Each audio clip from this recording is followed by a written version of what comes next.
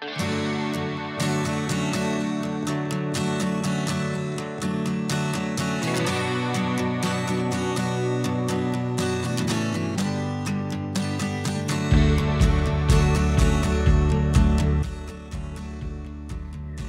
5 pagi sudah sampai di Terminal Lisbon, karena hari ini kita akan berangkat ke Porto.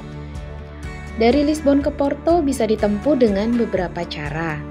Kali ini kita akan naik kereta cepatnya yang bernama Alva Pendular Bullet Train. Kereta cepat ini akan mengantarkan kita dari Lisbon ke Porto hanya dalam 2,5 jam. Tiketnya seharga 19,5 euro atau setara dengan Rp332.000 atau setara juga dengan 29 Canadian dollar. Disarankan untuk booking tiketnya jauh-jauh hari biar harganya lebih murah dan nggak kehabisan. Tiketnya bisa dibeli 3 bulan sebelum hari keberangkatan dan kalau belinya mepet-mepet biasanya itu harganya akan jauh lebih mahal, bahkan bisa mencapai hampir 2 kali lipat dari harga jauh-jauh hari. Untuk book tiketnya bisa di website resminya yang linknya nanti akan disertakan di deskripsi box. Selain Alva Pendular ini, ada juga alternatif kereta cepat lainnya yaitu Intercidades. Tapi dia itu nggak secepat dan nggak semahal si Alva Pendular.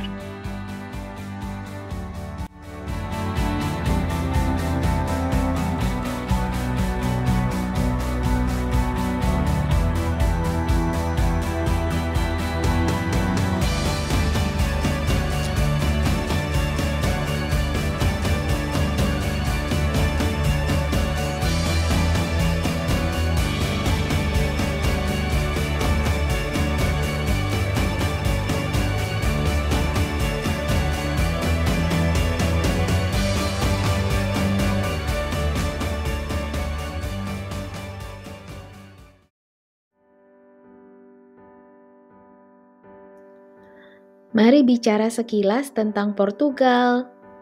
Portugal ini terletak di benua Eropa dengan ibu kota dan sekaligus kota terpadatnya adalah Lisbon.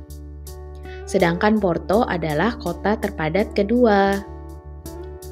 Bahasa resmi yang digunakan adalah bahasa Portugis dan mata uangnya menggunakan euro. Portugal ini merupakan salah satu negara tertua di Eropa. Sejarah Portugal bisa ditelusuri sampai sebelum Masehi. Pertama diresmikan sebagai county itu pada tahun 868. Lalu menjadi kerajaan pada tahun 1143 yang akhirnya berubah menjadi republik pada tahun 1910. Batas negara Portugal merupakan batas negara tertua di Eropa yang sudah ada dari tahun 1297. Lisbon adalah ibu kota tertua kedua di dunia setelah Athens, dan bahkan Lisbon ini lebih tua 400 tahun dari Roma.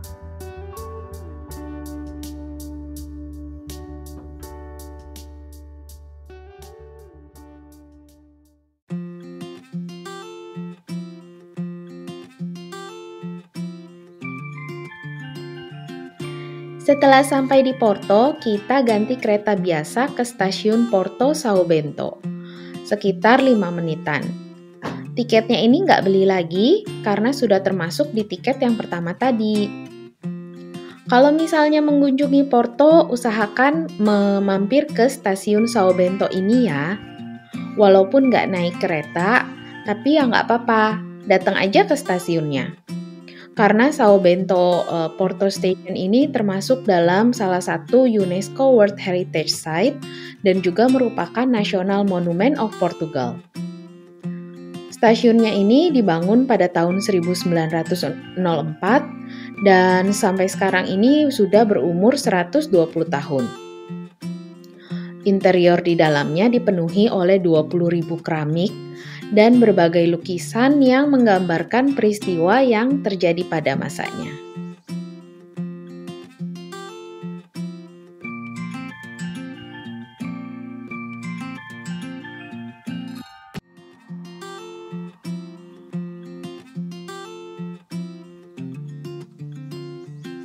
Dari stasiun, kita berjalan kaki ke penginapan yang sudah di-booking sebelumnya. Setelah beristirahat sebentar, kami pun langsung keluar dan mencari makan siang.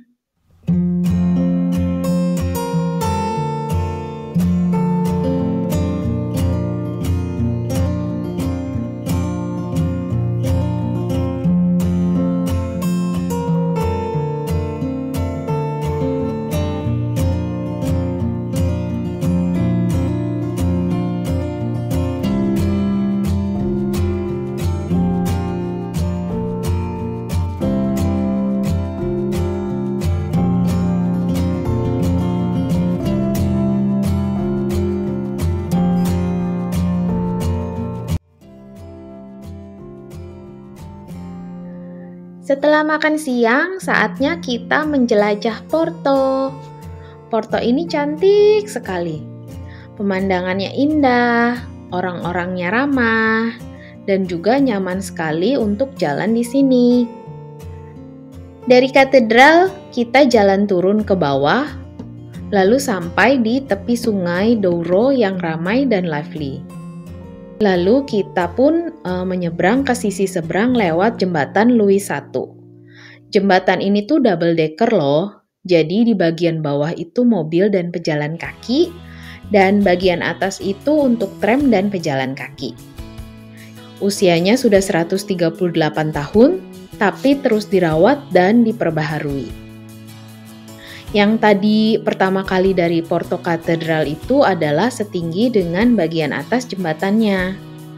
Dari atas ke bawah atau bawah ke atas itu kita bisa naik funikular seharga 4 euro sekali jalan atau 6 euro bolak-balik.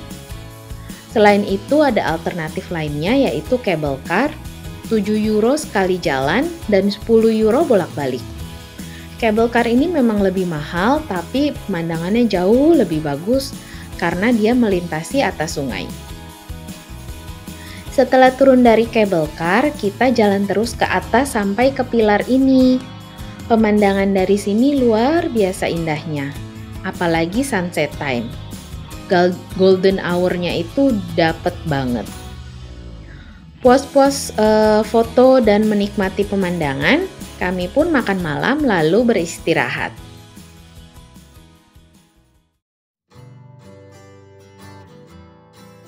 Porto hari kedua.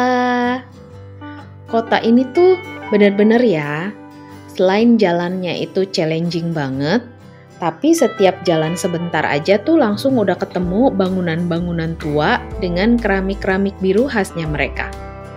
Jalan sedikit ya, foto-foto, juga sekalian jajan dan belanja oleh-oleh. Di hari kedua, kami juga menyempatkan waktu untuk mengunjungi stasiun bola di Porto, yang juga merupakan rumah dari FC Porto. Stadion ini merupakan stadion ketiga terbesar di Portugal, yang dapat menampung sekitar 50.000 penonton.